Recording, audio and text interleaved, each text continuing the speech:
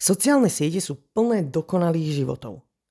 Ako môžeme pomôcť študentom nestratiť sebavedomie pri porovnávaní sa s inými online? Porovnávanie sa s druhými je prirodzené.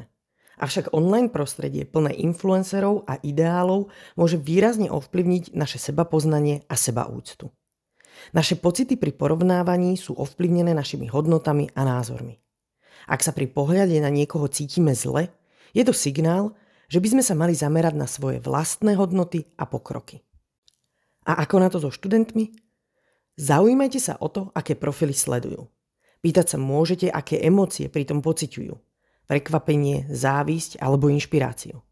Diskutujte, ako porovnávanie ovplyvňuje sebavedomie a či môže byť aj prospešné.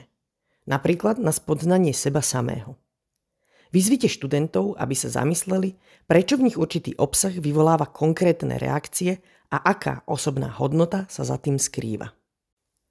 Zdôraznite, že sebavedomie by sa nemalo stavať na porovnávaní sa s inými, ale na oceňovaní vlastných úspechov. Naučme študentov používať online porovnávanie ako nástroj na sebapoznanie a podporme ich v budovaní zdravej sebaúcty. Porovnávanie sa s ostatnými nás môže inšpirovať, ale aj zraniť. Rozdiel je v tom, ako s tým naložíme. Preto vás pozývame k malej výzve na záver. Vyberte si jeden profil na sociálnych sieťach, ktorý vo vás pravidelne vyvoláva silné emócie. Či už pozitívne, alebo negatívne. Skúste si napísať, akú emóciu vo vás vyvoláva. Prečo práve túto? A čo vám to hovorí o vás samých?